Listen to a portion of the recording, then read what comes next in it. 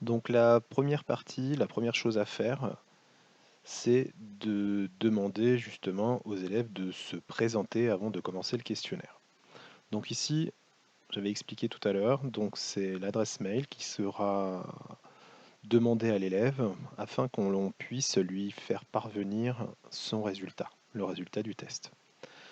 Donc la première partie, donc ici, pour le moment, automatiquement, c'est une question à choix multiple, donc on va la modifier.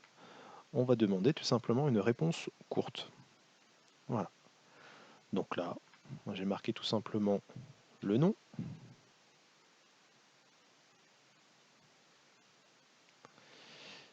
nom, et on va rendre la question obligatoire. Donc, c'est-à-dire que l'élève va impérativement devoir indiquer son nom. Il n'y a pas de corriger, donc je n'ai pas besoin de cliquer sur corriger.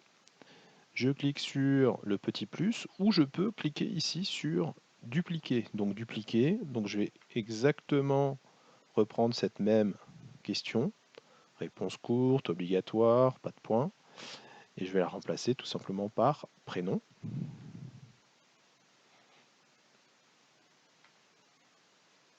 Prénom, voilà. Hop. Prénom. Petite faute d'orthographe. Voilà. Et donc maintenant, je vais lui demander de compléter sa classe. Donc là, je vais rajouter une nouvelle question en cliquant sur le petit plus qui est à droite. Le petit plus, ajouter une question. Et cette fois-ci, ça sera bien une question à choix multiple. Donc je vais lui demander sa classe. Et donc là, à la place de option 1, moi c'est pour les troisièmes, donc troisième 2. Ensuite, troisième 3. Puis la troisième 4. Voilà. À nouveau, je la mets en obligatoire afin que l'élève doive obligatoirement cocher la bonne classe. Toujours 0 point, puisque c'est bien sûr, ça ne fait pas partie du test. Donc voilà, première partie de fait, l'élève s'est identifié pour pouvoir commencer le test.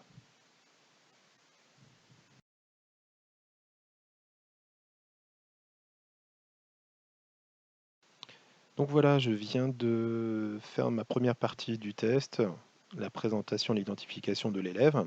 Je peux maintenant commencer ma première partie. Donc pour créer une première partie, je clique sur Ajouter une section à droite.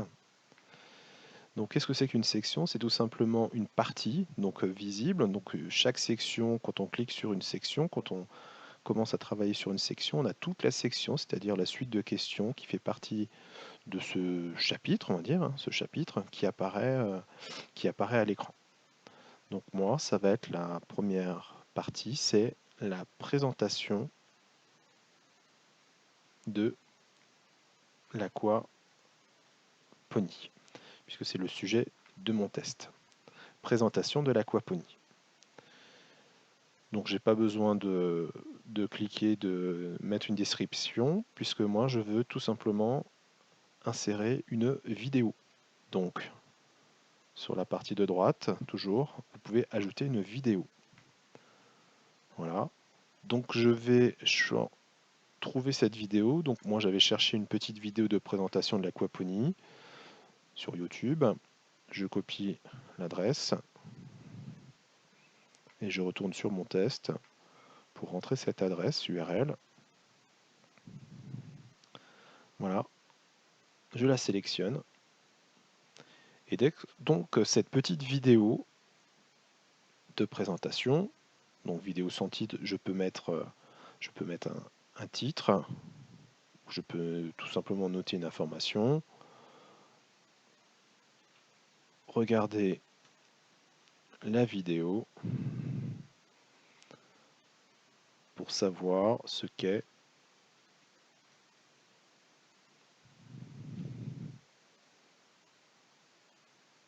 l'aquaponie. Virgule. le sujet du test. Voilà, donc ensuite cette vidéo, je peux la centrer. Voilà. Je peux également l'agrandir, etc., etc. Voilà. Donc j'ai terminé ma première partie. Je crée une seconde section.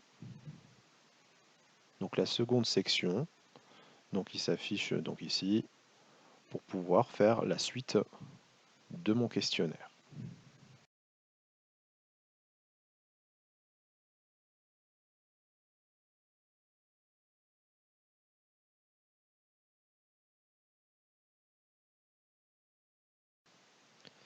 Donc dans cette rubrique, je veux déjà commencer par insérer par exemple une image explicative.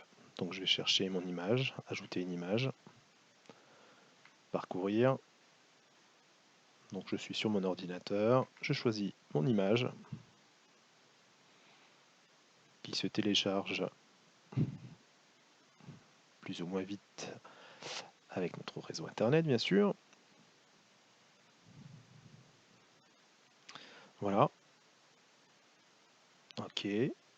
Donc je peux à nouveau mettre un petit texte explicatif. Moi, ce qui m'intéresse, c'est surtout de vous montrer comment créer une question. Et donc moi, je souhaite mettre une question ouverte. Donc j'appuie sur le petit plus. Donc pour le moment, c'est une question à choix multiples. Moi, je veux que ce soit un petit paragraphe, un petit texte explicatif. Donc je vais marquer quelle est la première fonction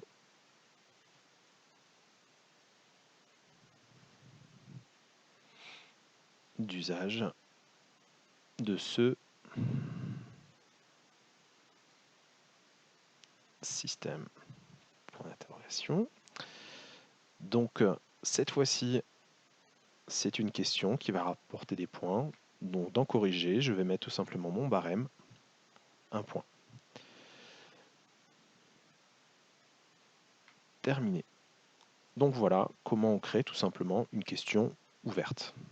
Donc la question ouverte qui bien sûr ne sera pas corrigée automatiquement. Donc je vous montrerai ça dans une vidéo suivante, comment corriger le test.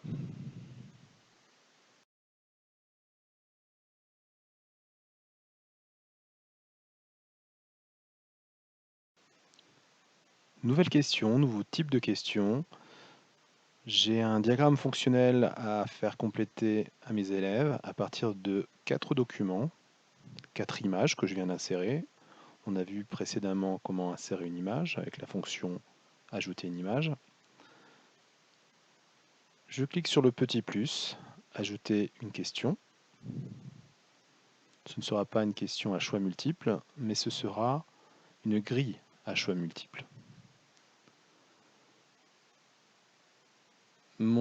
Ma question sera complétée à partir d'une image. Je vais chercher mon image, mon diagramme fonctionnel.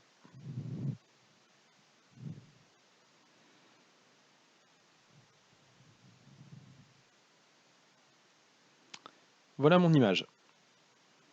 Donc les élèves vont devoir trouver la solution technique qui va réaliser la fonction technique. Donc ma question,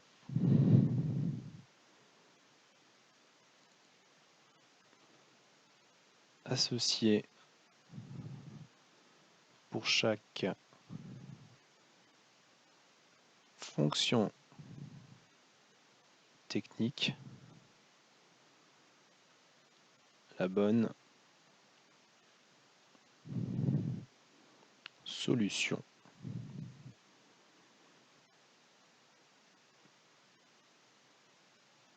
Aidez-vous des documents 1, 2, 3 et 4.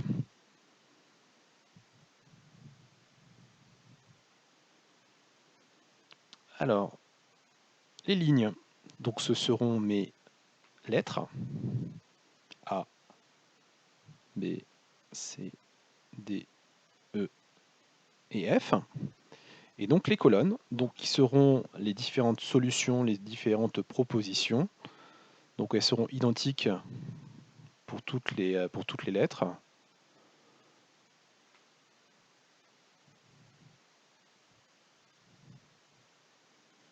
Je vais avoir la pompe. Voilà, j'ai mes différentes propositions de réponse. Il faut maintenant passer à la correction, le corriger. Donc pour le corriger,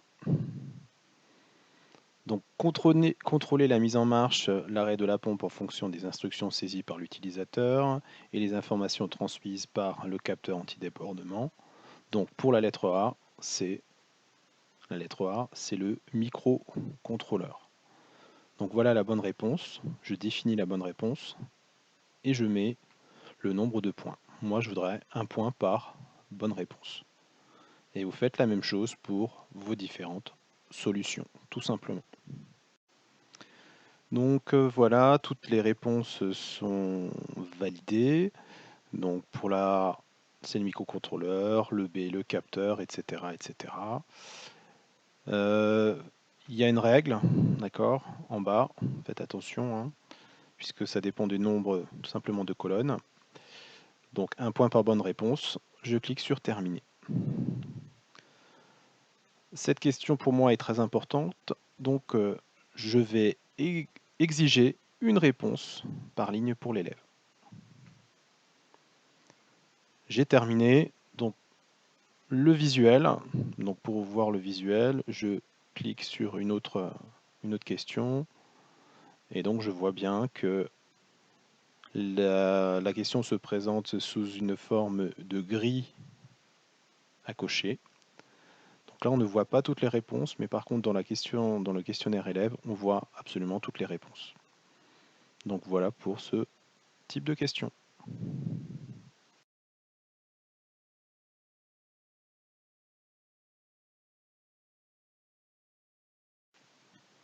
Dernier exemple de question, type de question, ce sont des grilles de cases à cocher.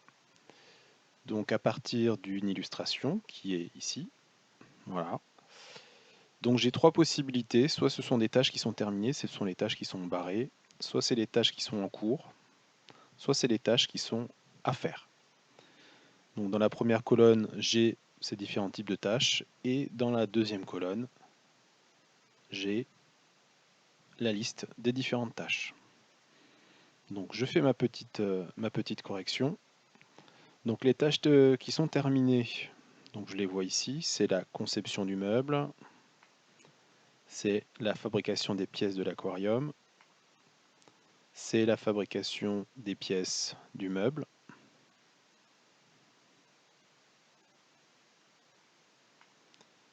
c'est l'assemblage du meuble.